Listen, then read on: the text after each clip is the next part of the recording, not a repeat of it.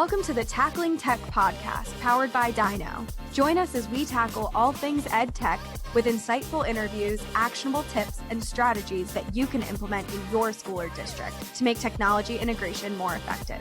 Whether you're a teacher, a tech coach, or a technology administrator, we're giving you an advantage in your role by sharing stories from people who are passionate about working with their peers and enhancing the learning experience with technology.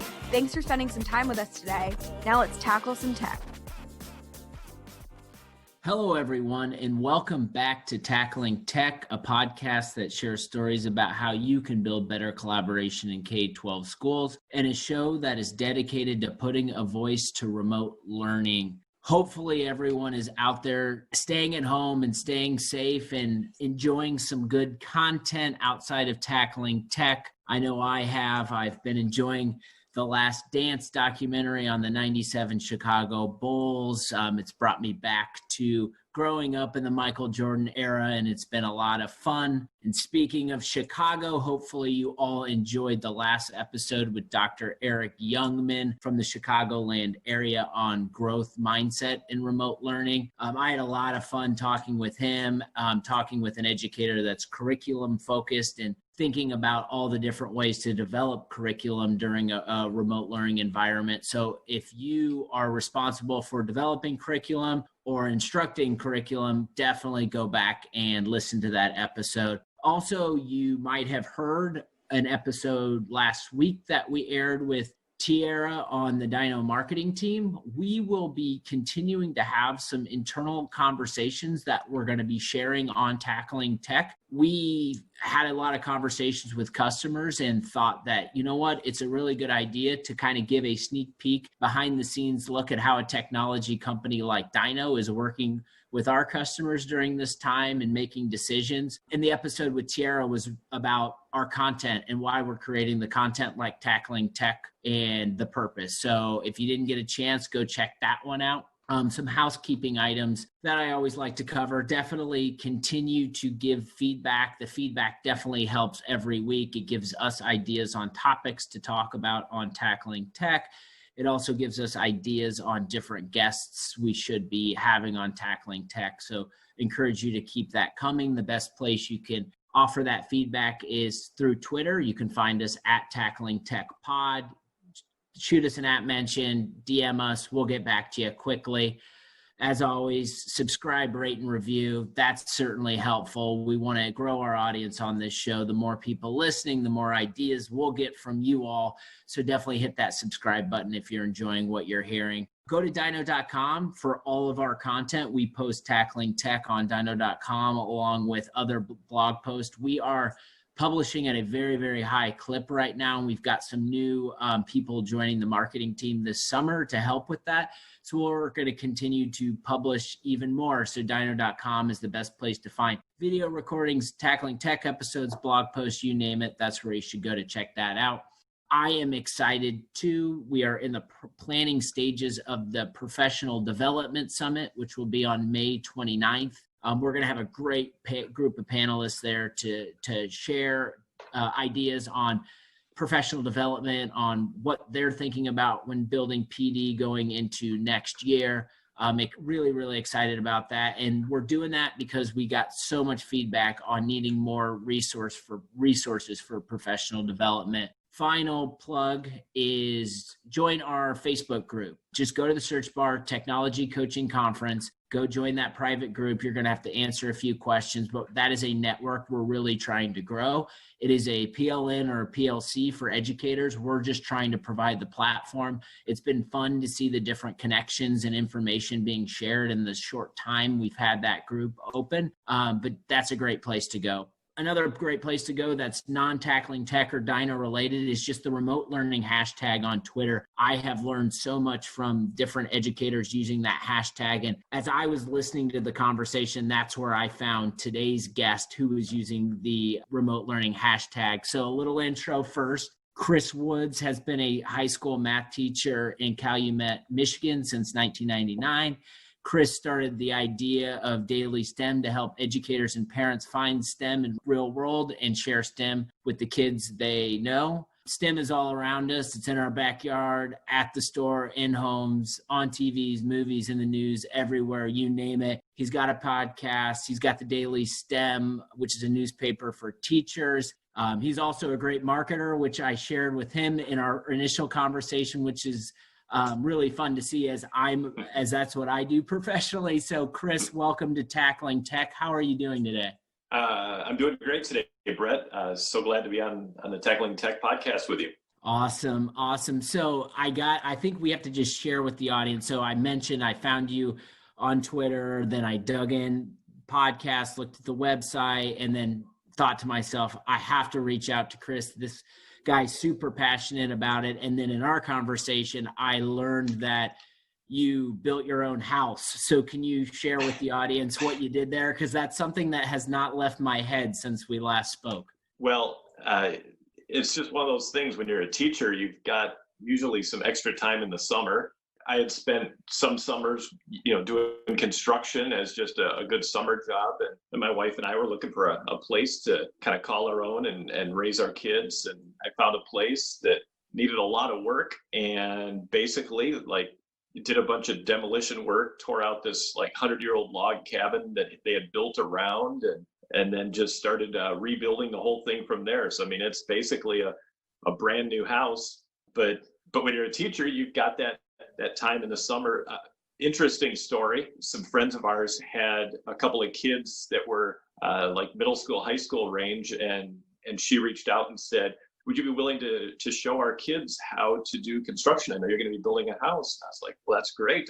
I'd love to do it. So I got to teach at the same time as I got to build my own house. Plus, it's nice to have a few extra helping hands too. So totally. That is super ambitious. And that should be a case study for how to stay busy for all teachers in the summer months. And I know just in reading your content, you're super passionate about STEM. And I just, as we kick it off, when did this start? Obviously you've built your house, you've taught students and had them help you build your house. How did this passion for all things STEM come to life? Well, take for instance, building a house or any little project that we do around the home. There's elements of math, there's elements of science and engineering and technology too, when you're doing those kind of things. And whether it was building my house or working on a project on the weekend, I started just sharing those ideas with the kids in my classroom, for years, for all those years of teaching. And maybe about 6-7 years ago, I realized, I've got all these great ideas, these things I'm doing with my students, I need to be able to share these with other people. So I asked a technology teacher in our school, I said, hey, if you wanted to start sharing ideas in education, where would you go? And so he said, start with Twitter, because there's so many teachers using Twitter for education. So I just started sharing some ideas and, picked the Daily STEM handle, and people were happy to have ideas, because I think a lot of teachers, when they hear that word STEM, and maybe this is the same thing with you, Brett, we hear STEM and we think it's got to be robotics, it's got to be a 3D printer, and it's got to be, fancy high-tech equipment. And sound familiar? Yes, I think walking a trade show floor of any EdTech conference, you see STEM and you see robots. And as I first got started in working in the K-12 market, that's all I knew, because that's what was being promoted and pushed all around me. So yes, very familiar. Yeah. So I decided, maybe I'm somebody that can lend a voice to help other teachers have some good ideas. I'm a math and science person. I mean, I have a math degree and my minor is science. So it was natural for me to be able to do things with STEM. But I know just from helping teachers at my own school, they're not always comfortable with adding some of those things to their classroom. And then I figure all those kids are missing out on simple things that we could do each and every day in our classroom. So I started sharing things. I started sharing videos and pictures and anything that I came across that you can just add to your classroom in just a couple of minutes, in the start of the hour, in the middle of the hour, at the end of the hour, whenever you got those couple of extra minutes that you're either trying to engage your kids or get them perked back up in the middle of class. And then just everything kind of went from there. Yeah, that's awesome. And something you described in your creating your digital presence that as a marketer, I have to just put a pin in it and share it with everyone. But there's always, always these questions about how to build and grow and develop your audience, no matter what industry you're in. So if you're an educator and you're on Twitter and you're wanting to grow your following and share in conversation, do what Chris just described. And that's give back value, give back substance, whether it's deliverables, whether it's videos, whatever it is. The more you give back around something that you're passionate about, the more people will listen and follow and engage. And that's really how you build an audience. So just in hearing you describe that, Chris, it really gets me thinking about, the steps you've taken in order to get the following you have today. And it's really awesome and admirable. But so let's start from just like the super basics. I know I mentioned it, but high school math teacher, maybe you want to talk about your current role, what you teach, what grade levels, and then maybe describe the district that you're currently teaching in. Yeah, so currently I teach at Calumet High School. I teach mostly ninth graders algebra class, and then I teach a hands-on class of geometry for 10th graders. But mostly the kids that I work with are kids that struggle. It's a smaller school, it's a rural school, but they're the kids that don't always get super excited about math. And I know it's hard to believe there's kids that don't like math out there, because I know every adult loves math and uses it every day of their life. No, but seriously, Brett, that's always that number one thing that you hear from anybody. When are we ever going to use this, right? Yes, always, totally. And I am the son of an accountant that is a marketer. So very early, I saw my dad working with the calculator, crunching numbers. And for whatever reason, for me, I just always hit a wall. I was more into the creative and development side of growing my educational chops. And that's kind of the psychology and the design and creativity got me into like the marketing side. Yeah. But again, though, to everyone listening, even adults who might not enjoy math, I spend a lot of time crunching numbers, working in Excel, and math is critical and the data is critical in order for me to make informed decisions on where certain budget goes, what campaigns we're running. So I wish I would have taken more time when I was in high school to learn from people like you, because it would be really helpful and would save me a lot of time. Well, and again, that's exactly what we want to do as educators every day. Number one, we can't just say, I struggle, I don't like math. Because if you start saying those kind of things around your students, they're going to pick up on anything, whether it's, I don't like to read books, or any kind of negative attitude we can have towards learning rubs off on those kids, and that's terrible to do. But number two, we need to find every opportunity to share with those kids the relevance of the curriculum, of the content, of whatever it is that we teach our kids each day. If we're a science teacher, if we're a literature teacher, if we're a history teacher, we need to show them real world ways that those things are being used. And so for me, I'm showing my kids the ways that math especially, but all of STEM, are used in jobs, in careers, in real life applications. And that's just the kind of things that I share, because I know that other educators may not always notice and may not always think of some of those things. And so, like you said earlier, Brett, it's just finding things I'm passionate about and content that I can share and help other educators out, because I learned a lot from other educators too. Yeah, and what I like about the way you described it there is it's similar to the world I live in, where, at the end of the day, that we want as many educators to use the Dyknow product as possible, because we know it helps solve a real problem. Well, when I'm doing my job, I don't introduce Dyknow to the marketplace by talking about our features and functionality, because people won't remember that. But the way I introduce Dyknow to the marketplace is trying to tell stories and try to have people help tell stories for me, because people remember stories. So it sounds like, instead of leading with the features, I lead with the story. And instead of leading with the numbers, you lead with the story. So I hear some alignment with the way you teach, with the way I do my job. And there's a lot of synergies there. What do you think about that? Yeah, I think that's true. And the more we do those kinds of things, the less and less that we get those questions of, for you, why would this be useful? Because you've already answered it. And less, maybe at the beginning of the year, I get that question, when are we ever going to use this? But throughout the year, if I'm doing my job as an educator, I shouldn't hear that question very often at all, to the point where we get to the end of the school year, those kids won't even ask it because they see each and every day real examples of how this is used. They see its relevance, they see its usefulness and purpose in everything they're doing. Yeah, I love that. I'm curious, just based on teaching remotely. Yeah. And what are some key insights that you might have pulled as a teacher, since, for the good, for the better, or for the worse, I guess, since operating remotely? Well, I had already done things like create videos for my students.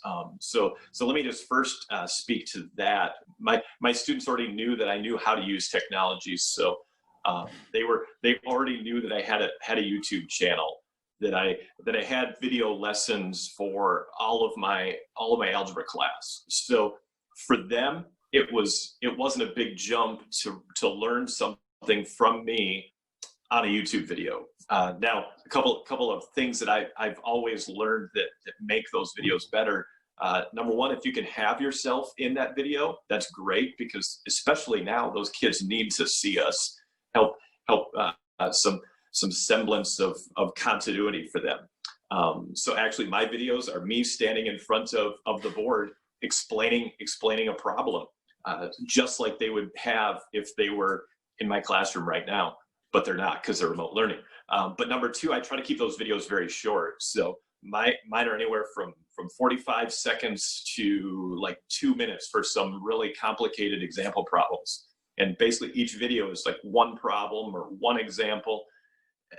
We know kids have a short attention span. And if we're creating videos for our kids, especially in remote learning right now, and you're talking and talking and talking and talking, they're not going to watch that long of a video. They don't watch that long of any video. So that's just a couple of really big key advice if you're making videos for your kids.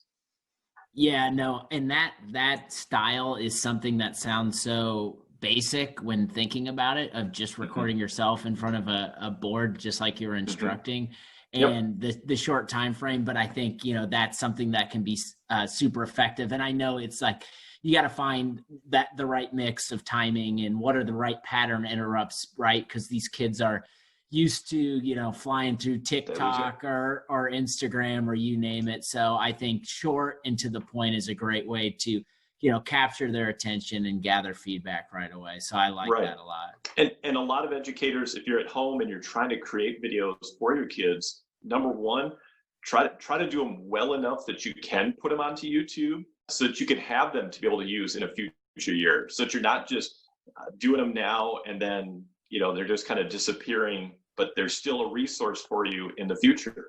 And then another thing, maybe you don't have like a whiteboard, but just, you could always have your camera on your phone pointed down onto a table, and you've got just some white, printer paper or whatever, and you grab a bunch of markers. And even if they just see your hands drawing, they know it's you and they're hearing your voice.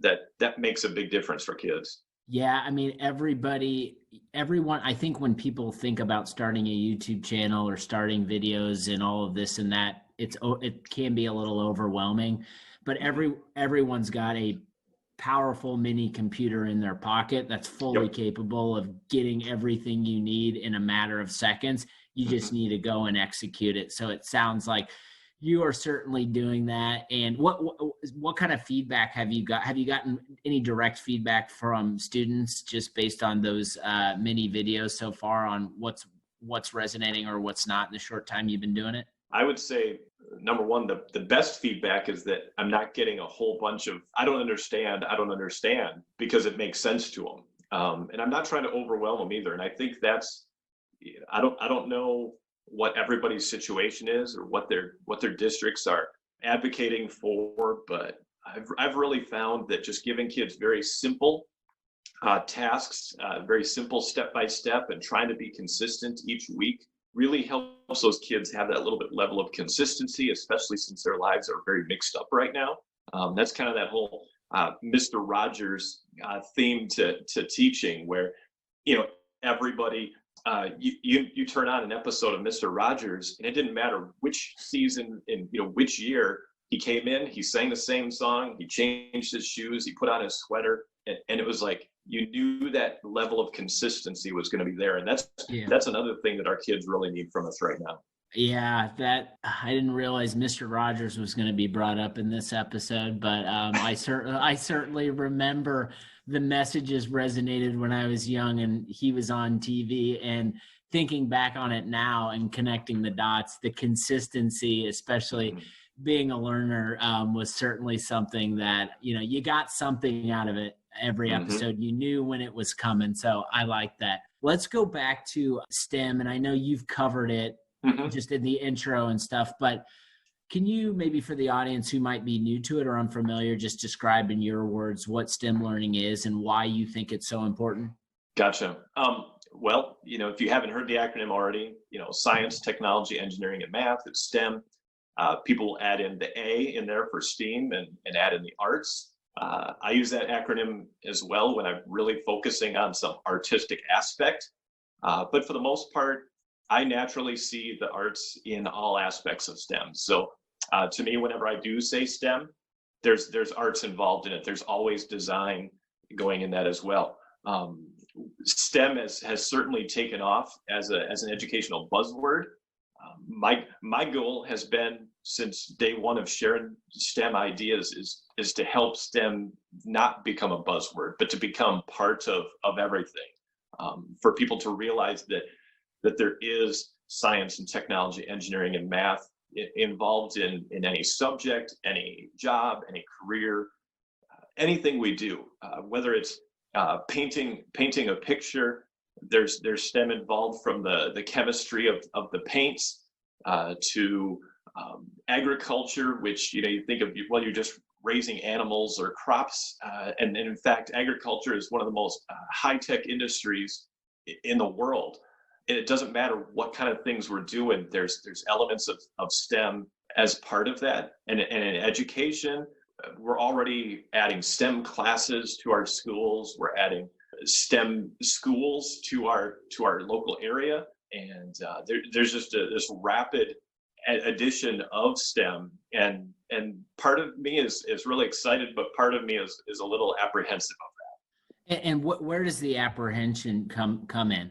Well, take a look at like a school that says we need to have a STEM class because the school district next to us has a STEM class. And so they pick some teacher to do STEM, and they make a STEM lab, and they put a bunch of maybe high-tech equipment in there, and they say, okay, teacher, go ahead and teach STEM, and maybe they find a curriculum or a kit or a bunch of kits and things like that. And while there's so many great resources and products and kits and programs, more importantly, we need our kids to see that STEM is not just a place that I go for 40 minutes once a week or twice a week, and then I go back to my class and then I do all the other learning.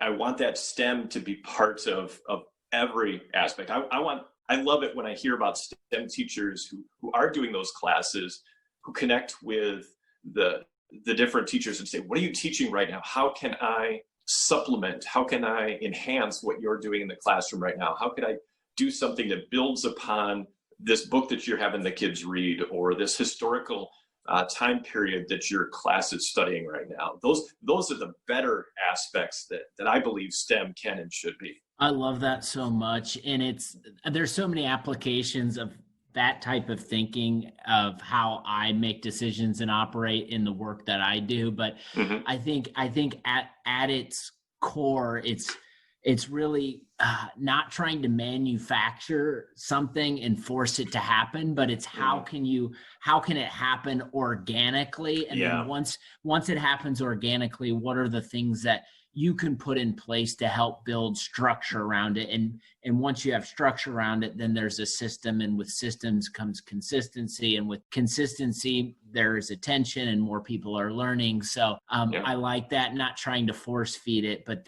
more trying to build off of the organic interest. Mm-hmm. Yeah, that's a great way of explaining it, Brett. And again, I think as educators become a little more familiar with STEM, and they realize, okay, I've done a marshmallow tower challenge, or a paper tower, or these little cars that go down a ramp. If I've done those over and over every year, what's next? Because if we're doing that, we're just replicating an activity for a kid. That's no different than just here, kid, make a PowerPoint. Here, kid, do a worksheet. We want them to get past that just consuming something and move to the creating aspect. Yeah, totally. And so on that, talk to me about maybe what are the best applications of STEM that you've developed or been a part of in a school, because it might not be that one-off, but might help set the stage for future learning and future STEM activities. Yeah, good question, Brett, because I think a lot of teachers are always, well, how do I start? What can I do?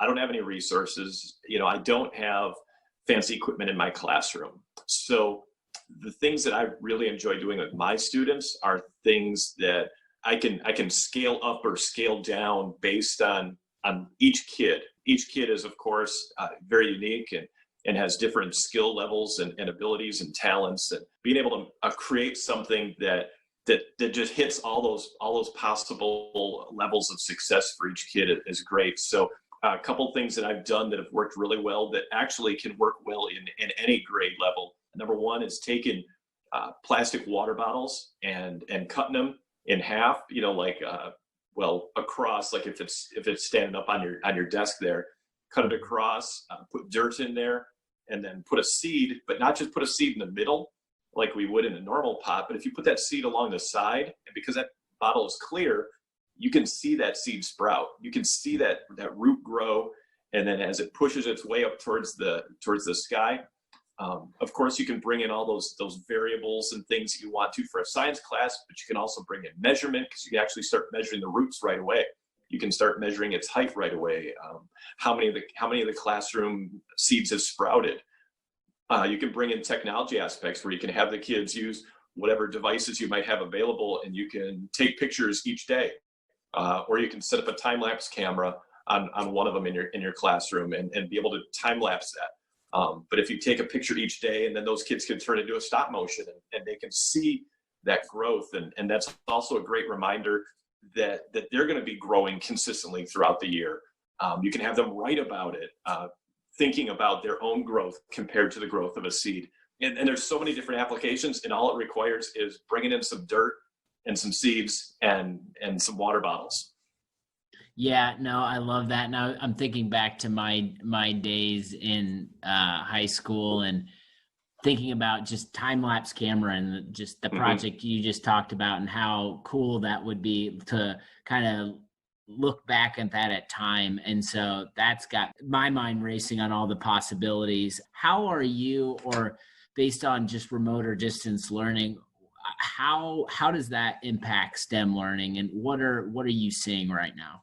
Well, so it's obviously it's a little more of a challenge, because every kid may or may not have a school issued laptop or device at their home, or they might not have a particular type of technology. But most kids have at least access to something like a water bottle and some dirt and a seed. So in that regard, you can easily have a kid create something like that. Now, every kid's not going to have a 3D printer at their house, but every kid might have some Play-Doh, or they've got some cardboard and some tape that they can use at home to be able to build and design and prototype.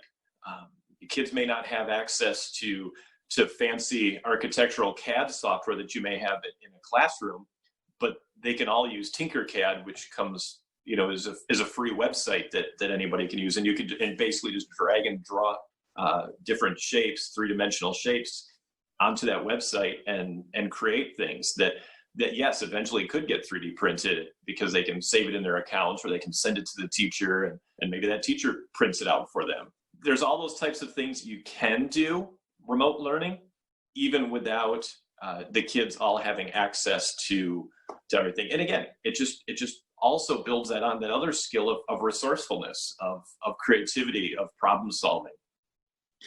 Yeah, I always like to say, think like an owner. So it kind of instills those principles at an early age to think like an owner in terms of these projects, STEM projects that you're working on and developing. I think that's super cool. And I think just for me personally, learning about STEM and its impact on K-12, the thing that it attracts me to this way of thinking is just the ability to not just, go say, here's some equations, go learn how to do them. But it seems like as an educator, it's almost kind of greasing the skids for that type of question. So it's like you're more or less getting them involved early with something that they're going to be hands-on and something that they're going to be invested in at the beginning. And then you lead into kind of the core content or the subject matter at hand. So that's kind of at my level, trying to get up to speed on everything that interests me about it. So I'm curious, what inspires you when it comes to STEM learning? Yeah, well, just thinking about what you were just saying, where you kind of give them an idea and then you can build onto it later with a math concept or whatever course you teach.